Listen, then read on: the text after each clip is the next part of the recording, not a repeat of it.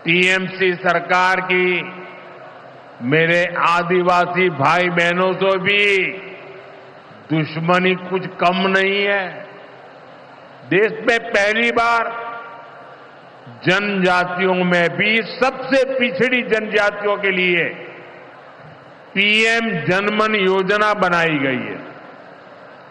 पश्चिम बंगाल में बहुत बड़ा आदिवासी समाज है। टीएमसी सरकार गरीब आदिवासियों का विकास भी नहीं होने दे रही है। उसने पीएम जनमन योजना को यहां लागू नहीं किया। टीएमसी हमारे आदिवासी समाज को भी वंचित ही रखना चाहती है। साथियों, टीएमसी को आदिवासी समाज के सम्मान की परवाह नहीं है।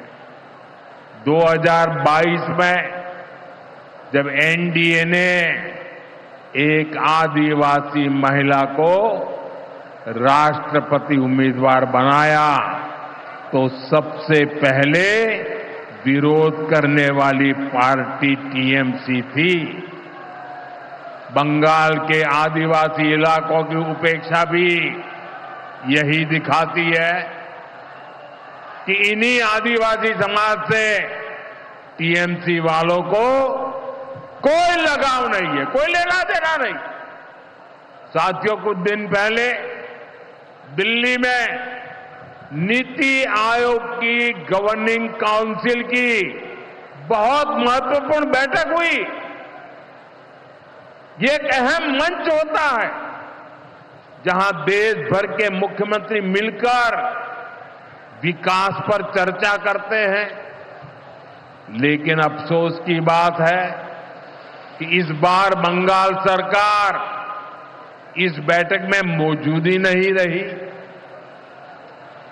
दूसरे गैर भाजपा शासित राज्य आए, सभी दल के नेता आए, हमने साथ बैठकर चर्चा की, लेकिन टीएमसी को तो सिर्फ और सिर्फ 24 घंटा पॉलिटिक्स करना है और कुछ करना ही नहीं है। पश्चिम बंगाल का विकास, देश की प्रगति उनकी प्राथमिकता में है ही नहीं। साथियों, केंद्र सरकार की जिन योजनाओं को यहां लागू किया भी गया है उनको पूरा नहीं किया जा रहा। पीएम ग्राम सड़क योजना के तहत पश्चिम बंगाल के गांवों के लिए 4000 किलोमीटर की सड़कें स्वीकृत की गई। इनको पिछले साल तक पूरा हो जाना था।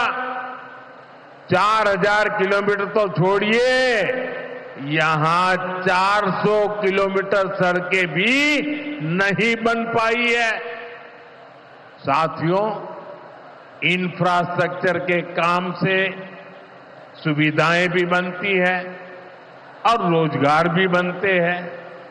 लेकिन हालत ये है कि पश्चिम बंगाल में 16 बड़े इंफ्रास्ट्रक्चर प्रोजेक्ट यहां की सरकार अटकाए हुए है। ये 90,000 करोड़ रुपए से अधिक के प्रोजेक्ट है। कहीं रेल लाइन आनी थी, रुकी पड़ी है। कहीं मेट्रो बननी थी, रुकी पड़ी है। कहीं हाईवे बनना था, बंद पड़ा है। कहीं अस्पताल बनना था, कोई पूछने वाला नहीं। ऐसे प्रोजेक्ट्स को ये टीएमसी ने लटका करके रखा है। ये पश्चिम बंगाल के आप लोगों के साथ बहुत बड़ा धोखा है।